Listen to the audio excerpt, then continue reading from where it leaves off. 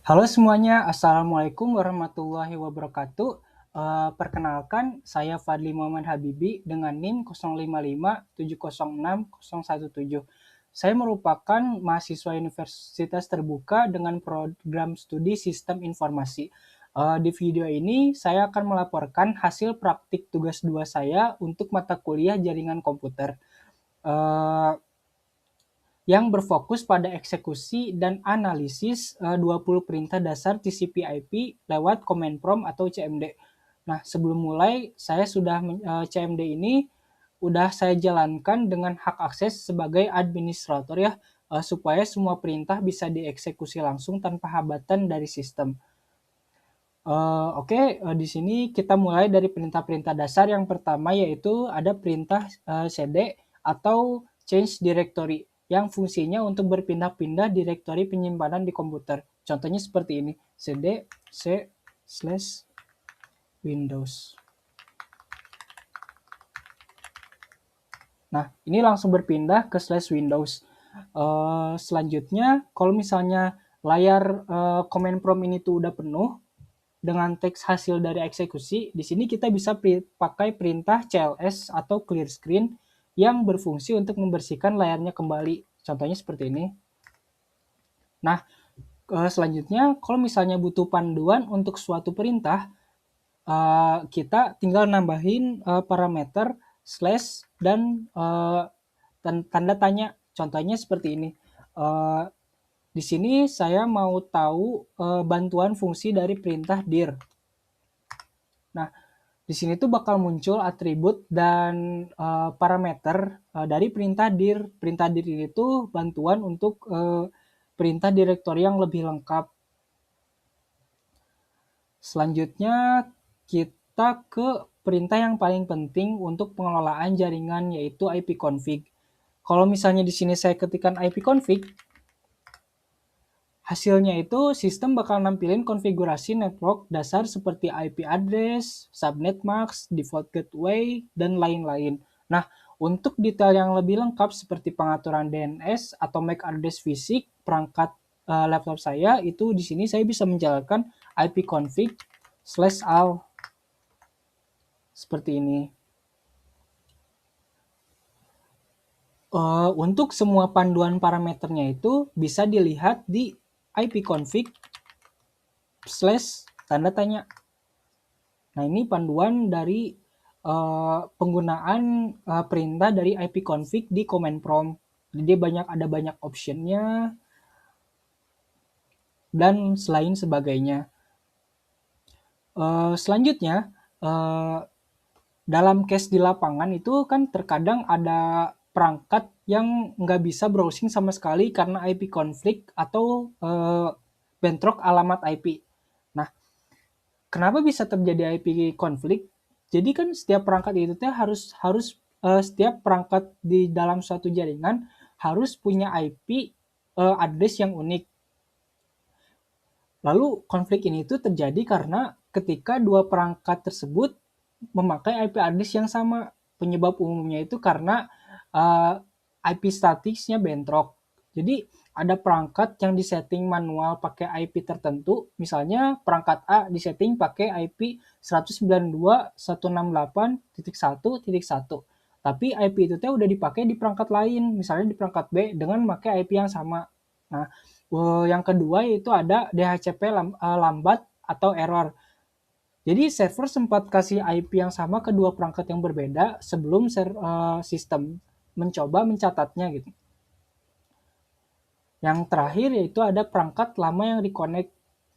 Jadi misalnya laptop lama yang udah offline terus nyambung lagi, tapi IP-nya itu udah direbut ke perangkat lain selama laptop tersebut offline. Akibatnya, salah satu atau keduanya nggak bisa akses ke network atau jaringan, atau kadang juga muncul notifikasi biasanya tuh address already in use. Untuk mengatasi hal ini, di sini saya menggunakan perintah ipconfig/release. Fungsinya apa? Di sini fungsinya itu untuk membuang IP yang bermasalah. Lalu ketikan ipconfig, kita cls dulu. ketikkan ipconfig/renew agar komputer meminta alokasi IP address yang baru dari DHCP server. Maaf, ipconfig/renew. Nah, seperti ini hasilnya. Lalu, apa itu DHCP server? DHCP server itu merupakan singkatan dari Dynamic Host Configuration Protocol. Ini merupakan layanan yang ada di komputer untuk bertugas membagikan IP address secara otomatis ke setiap perangkat yang masuk ke jaringan.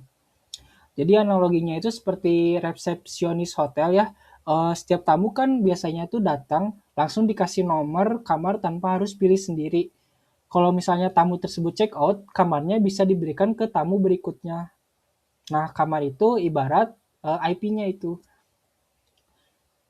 Di rumah atau di kantor, nah DHCP server ini tuh biasanya udah berjalan di dalam router. Jadi setiap kali HP atau laptop teman-teman semua connect ke WiFi, DHCP lah yang ngasih IP address-nya secara otomatis ke laptop dan komputer teman-teman. Seperti itu. Selanjutnya masih dengan ipconfig, sekarang kita fokus ke manajemen DNS-nya.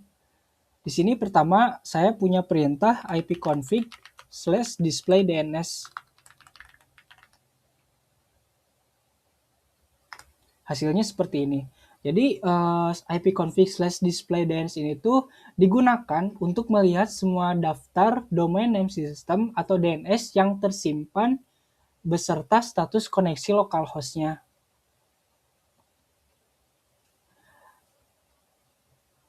Lalu selanjutnya perintah berikutnya itu ini bakal sangat berguna buat troubleshooting, yaitu perintah ipconfig/flushdns.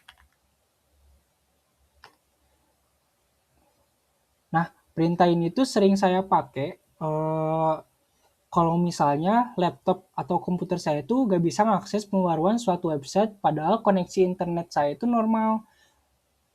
Biasanya tuh karena komputer masih nyimpen cache IP lama. Jadi misalnya tuh website myut.ut.ac.id itu bisa diakses di perangkat-perangkat lain, tapi ini di laptop saya doang yang nggak bisa. Nah, dengan flash DNS ini tuh sistem bakal dipaksa membuang memori tersebut, kemudian mencari IP website yang paling baru dan terupdate dari website yang ingin dicari ya. Terakhir itu ada perintah ipconfig/register DNS. Fungsinya apa? Fungsinya itu buat meregistrasikan ulang komputer kita ke DNS server terdekat. Seperti itu. Selanjutnya, kita uji konektivitas dari komputer atau laptopnya. Misalnya di sini saya menggunakan perintah ping untuk menguji konektivitas ke Google. Contohnya kita masukin IP Google ya. Ping 8.8.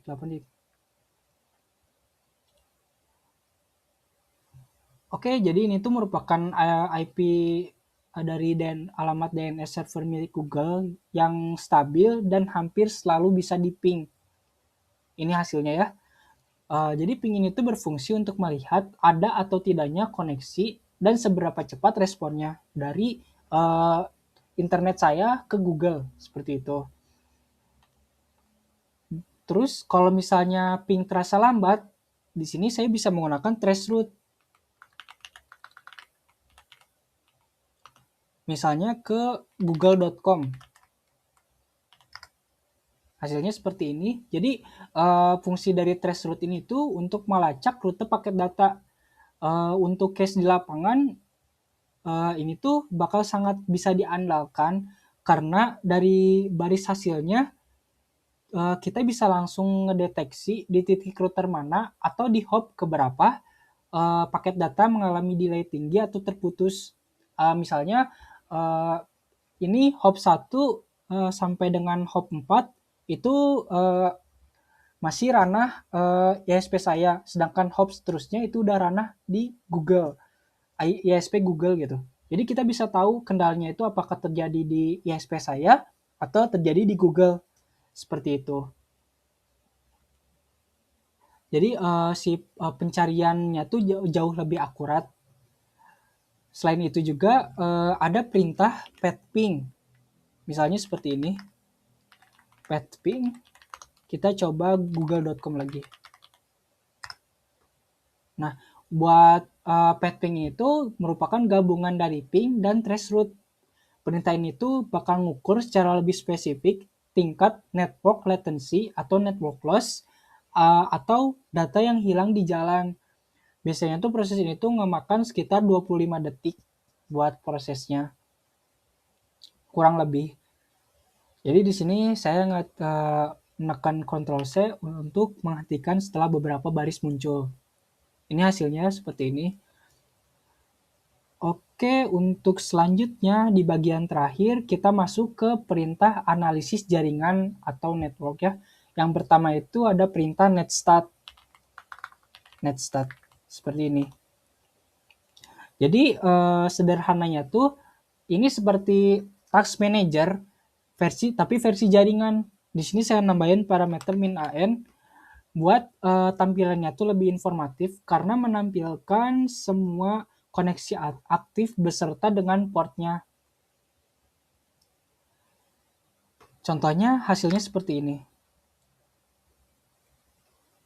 Ini ada protokolnya TCP atau UDP, kemudian local address, origin address, dan state. Nah, dari kolom state ada 3 status yang paling sering muncul, yaitu listening, establish, close wait, dan waiting time wait biasanya tuh. Jadi kalau listening itu artinya port tersebut sering terbuka dan menunggu koneksi masuk. Kalau establish itu artinya koneksi sudah aktif dan sedang berlangsung secara 2 arah. Lalu ada juga time wait, artinya koneksi baru saja selesai, tapi sistem masih menahan sebentar untuk memastikan tidak ada lagi paket data yang tertinggal sebelum benar-benar ditutup. Seperti itu. Kalau misalnya ada close wait, itu berarti portnya itu udah ditutup seperti itu. Selanjutnya kita masuk ke dalam skenario pemantauan keamanan. Biasanya tuh saya sering menjalankan perintah netstat ini tuh buat ngecek anomali di server. Misalnya kalau ada kecurigaan malware yang diam-diam ngirim data dari komputer, misalnya ada DDoS ya, netstat tuh bakal ngebongkar semua koneksi jaringan aktif di background beserta nomor port yang dipakai. Jadi kita bisa tahu tuh dari IP mana, terus portnya berapa gitu yang lagi dipakai seperti itu. Selanjutnya ada perintah nslookup. Jadi perintah nslookup ini tuh buat nganalisis dan mendiagnosis DNS server sekaligus memetakan IP address di balik nama domain tersebut. Misalnya di sini saya mau nslookup website MyUT. Hasilnya akan seperti ini. Nah, bisa dilihat untuk name-nya itu kan nama websitenya MyUT, kemudian address-nya mengarah ke IP ini, IP 20 dan seterusnya. Jadi intinya buat perintah nslookup ini tuh berfungsi buat tahu suatu domain atau subdomain mengarah ke IP address mana gitu. Kurang lebihnya seperti itu. Kemudian selanjutnya ada perintah nets. Nah, perintah ini tuh bakal sangat powerful karena tidak hanya menampilkan tapi juga bisa mengubah konfigurasi jaringan secara langsung lewat CLI atau command line interface. Jadi kita tuh kalau ngetik nets itu masuk ke promnya gitu. Setelah kita masuk ke promnya, di sini saya coba ngejalanin interface IP show config buat nampilin konfigurasi IP dari semua adapter jaringan yang terpasang di laptop saya. Ini hasilnya seperti ini. Kita keluar. Untuk selanjutnya ada perintah route.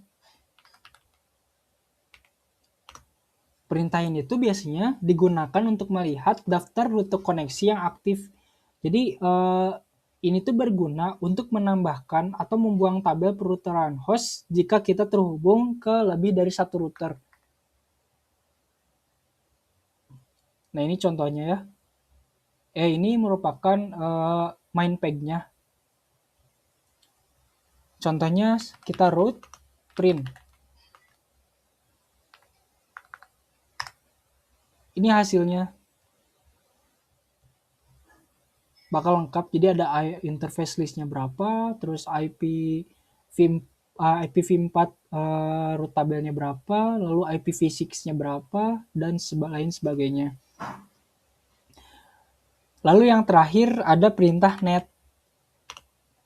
Perintah ini tuh punya banyak parameter bawaan. Ini kita clear dulu. Nah, ini ya perintah bisa account, komputer, config, continue, dan lain sebagainya. Di sini salah satunya itu ada perintah time, misalnya net time backslash localhost. Kita enter. Di sini fungsinya tuh buat menyikronkan waktu antar perangkat. Kan di sini bisa dilihat current time at localhost itu tanggal 23 Mei 2026 jam 11 lewat 40 menit. Seperti itu.